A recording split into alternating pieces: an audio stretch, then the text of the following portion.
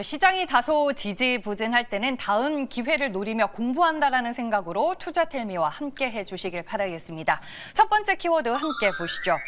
경구용 약에 대한 얘기 오늘 제일 먼저 전해드릴 거고요. 내년에 K-팝 콘서트가 중국 전역에서 방송이 된다라는 기사 어제 오후부터 보도가 됐습니다. 그 내용과 코멘트도 준비를 해봤습니다. 마지막 세 번째는 폐기물 관련 시행령 개정안 이슈로 체크를 해보겠습니다. 첫 번째 투자텔미 시작할게요. 노보노디스크의 경구용 비만 치료제 위고비필이 미국 FDA 승인을 받았다라는 외신이 오늘 새벽부터 많이 보도가 됐습니다. 주사제와 똑같은 이 세마글루타이드 성분이지만 세계 최초로 먹는 GLP-1 치료제라는 타이틀을 거머쥐게 됐는데요. 이 알약에 대한 효과에 대해 먼저 설명을 해드리겠습니다.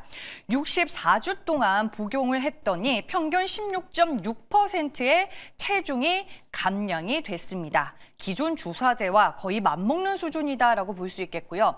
참가자 3명 중에 1명은 무려 몸무게 20% 이상을 감량하는 데 성공을 했습니다. 여기에 단순히 살만 빼주는 게 아니라 심장마비나 뇌졸중 같은 심혈관 질환 위험까지 낮춰준 것으로 확인이 됐습니다. 그럼 언제부터 이 약을 만날 수 있을까요? 보시는 것처럼 출시 일정은 생각보다 빠릅니다. 2026년 1월 초부터 미국 시장에서 먼저 판매가 될 예정이고요. 노보노디스크 측은 이미 유럽을 비롯해 전 세계 국가들의 승인 신청을 마친 상태이기도 합니다.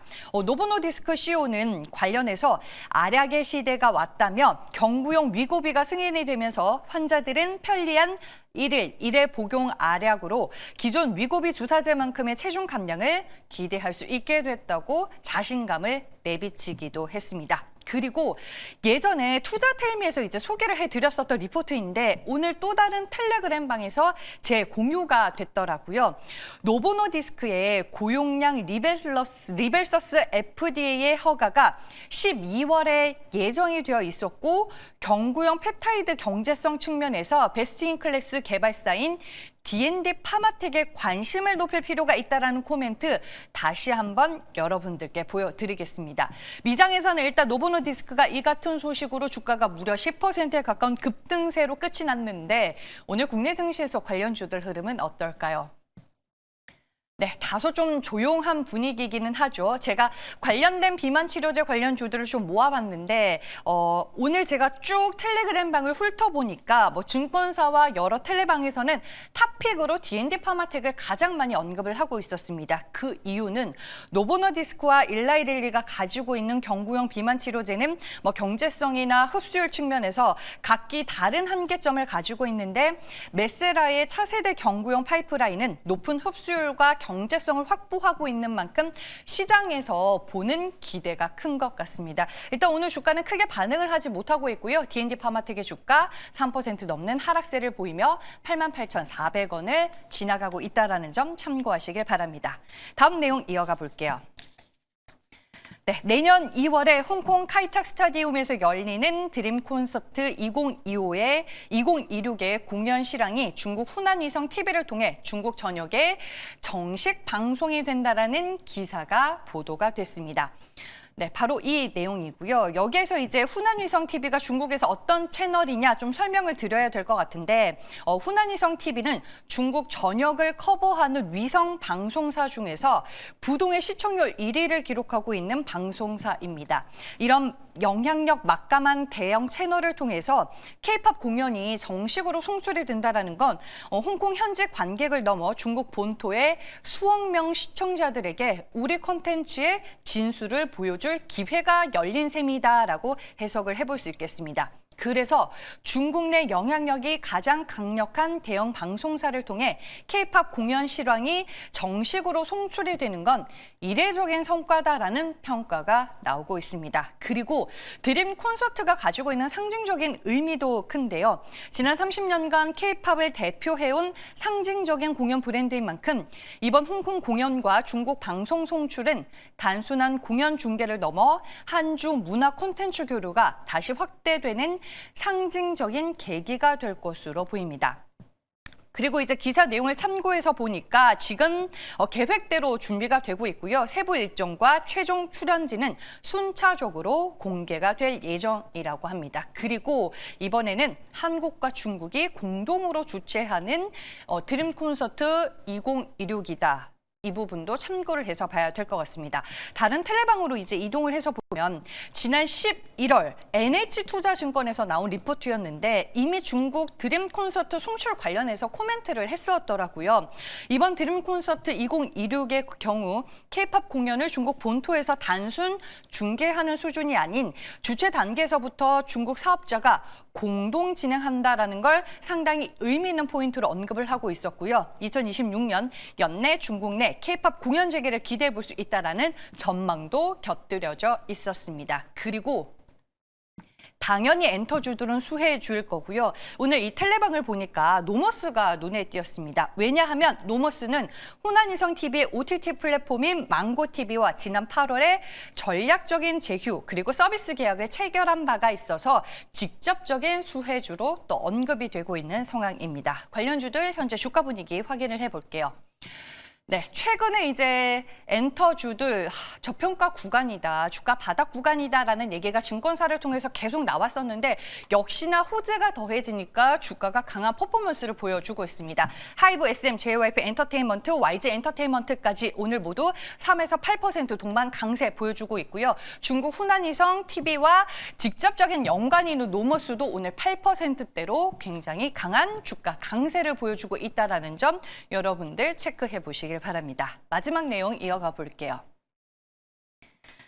네, 정부가 전기차 폐배터리처럼 가치는 높고 유해성이 낮은 순환자원의 수입 활성화를 위해 규제 문턱을 낮춘다고 합니다. 기후부는 이러한 내용을 담은 폐기물 관련 시행령 개정안을 내일부터 입법 예고한다라고 밝혔습니다. 여기에서 이제 핵심은 특정 순환자원을 수입할 때 의무화되어 있었던 폐기물 수입 보증 제도를 면제하는 거고요. 그동안 폐기물을 수입하려는 자는 수입된 폐기물이 방치되거나 오염을 유발할 경우 이를 대비해서 처리하기 위한 비용을 보증보험 형태로 가입하거나 예탁을 해야 했었습니다. 하지만 이번 개정을 통해서 안전성이 입증이 된 일부 품목에 대해서는 이 의무를 없애겠다라고 정부가 밝히고 있습니다. 이번에 수입 보증 면제 대상으로 추가되는 품목이 총 8종인데 가장 눈에 띄는 것은 전기차 폐배터리입니다. 그리고 이 외에도 폐구리, 폐알루미늄 등 산업적인 가치가 높은 금속 자원과 폐식용유 그리고 커피 찌꺼기 등이 새롭게 포함이 됐습니다. 이번 규제 완화는 단순한 비용 절감을 넘어서 글로벌 자원 확보 경쟁 속에서 필수적인 폐자원을 원활하게 확보하기 위한 첫 단추로 해석이 되고 있습니다. 그리고 기후부는 앞으로도 AI 반도체나 전기차 등 첨단 산업에 필요한 핵심 자원을 효율적으로 확보할 수 있도록 관련 규제 개선을 지속적으로 추진해 나갈 방침이라고 합니다. 폐배터리 관련주 하면 어떤 종목이 가장 먼저 떠오르세요? 네, 저는 성일 하이텍이 가장 먼저 떠오르기는 하는데 그 외에도 관련 있는 폐배터리 관련주들을 제가 한번 찾아봤습니다. 세비캠 같은 경우에는 폐배터리를 재활용하는 회사 중에 하나입니다. 그래서 관련주로 넣어봤고요.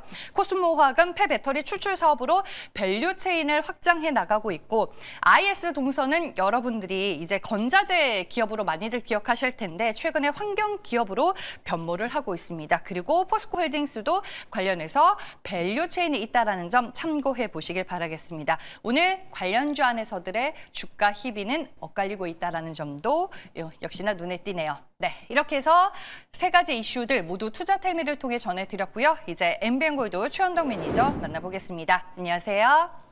네, 안녕하십니까. 최원동 매니저입니다. 네, 오늘 여러 가지 뉴스들 중에서 어떤 부분을 가장 중요하게 보셨을까요? 네, 오늘 시장이 그렇게 좋지 못한 상황에서 사실 저는 아직까지도 이제 뭐 다음 주까지 본다면 이 딴스타 랠리가 예상이 되기 때문에 결국 삼성전자, 하이닉스만 계속 올라가고 있지 않습니까? 그래서 삼성전자와 하이닉스가 계속 올라갈 이유를 좀 찾아보고요. 다음 주에 딴스타 랠리에 또 동참할 종목을 같이 좀 말씀을 드려보도록 하겠습니다. 일단 아침까지 나온 이야기를 아침까지 나왔던 이야기를 좀 더 보게 되면은 엔비디아가 지금 중국의 H200을 수출하기 위해서 준비하고 있는데 2월 중순부터 수출하는 것을 목표로 하고 있다고 하죠. 그래서 이미 지금 중국의 빅테크 기업들의 수요가 굉장히 폭증하고 있다는 사실에 있어서 사실 지금 이 물량이 많지 않기 때문에 수출 규모가 크지 않을 거다라고 봤던 건데 일단 2월달 중국 수출 목표로 하고 있고 수출한 다음에 추가 생산까지 한다는 계획을 발표하고 있어서 아마 엔비디아의 어떤 이런 흐름 좋아질 것 같고요. 다만 지금까지 아직 중국의 승인 여부가 안 나왔기 때문에 중국의 승인 여부가 나와야만 아마 또 이 엔비디아에 대한 우려가 사라질 것 같은데 사실 중국 입장에서도 아무리 어떤 이 기술 발전, 그러니까 기술 자립을 한다고 하더라도 지금은 이 H1의 칩이 없으면 안 되는 상황이거든요. 그러니까는 중국의 빅테크 기업들이 그렇게 찾고 있는 거고 그런 관점에서 막기는 힘들 거라 좀 보여집니다. 그렇다면 조만간 승인 났을 때 아마 엔비디아도 올라갈 수밖에 없기 때문에 그런 부분을 좀 주목을 해야 될 것 같고요. 어제부터 이제 오픈 AI도 이 수익성 향상에 대해서 계속 발표가 나오고 있는 건데 어제 같은 경우는 소비자 누적 지출에 있어서 30억 달러를 돌파했죠. 이 소비자 누적 지출이 30억 달러 돌파한 게 지금 오픈 AI 같은 경우는 31개월 만에 한 건데 틱톡이나 디즈니 플러스와 비교한다면 상당히 빨리 한 거고 오늘 같은 경우는 뭐가 나왔냐면은 소비자 지출이 아닌 기업 고객의 이익까지 잘 나오고 있다라는 건데요. 매출에서 유료 서비스 고객용 이 모델 구동을 뺀 비용을 제외한 이 오픈 AI의 컴퓨터 이익을 보게 되면은 10월 기준에서 약 70% 나온 겁니다. 이게 작년 말 보게 되면은 50% 나왔던 거고요.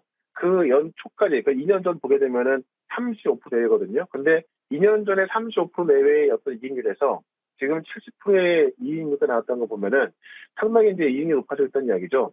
그러니까 최근에 AI를 인해서 돈을 못 벌고 있다 어떤 수익성 우려가 있는 건데 이 오픈 AI가 실제 돈 버는 걸 보여주면서 그런 것도 해석하고 있는 겁니다. 어제 간밤에 또 오라클이 올랐던 이유기도 하죠. 예, 그런 관점에 있어서 아마 다음 주까지는 이 산타랠리가 보통 12월 말하고 1월 첫째 한 2, 3개월 정도 말하는 건데요. 이 산타랠리에 동참할 그런 종목을 또 하나 말씀을 좀 드려보도록 하겠습니다. 네, AI와 관련된 투자 심리가 회복이 되고 있다. 결국 이 말씀을 해주고 계시는 것 같은데요. 그 안에서 우리가 어떤 종목을 봐야 될까요? 네, 일단 가격을 보시면은 10만 7,800원인데요. ISC를 말씀을 좀 드려보도록 할게요. 실리콘 러버스켓 전 세계 점유율 1등입니다. 그러니까 고무 소재인 실리콘 러버스켓을 생산하고 있고 전 세계 점유율 1등입니다. 이 반도체 기업은 이제 개발과 양산 과정에 있어서 이 전기 시로 테스트를 반드시 거쳐야 되는 건데 이 테스트에 들어가는 소켓을 공급하는 게 ISC고요.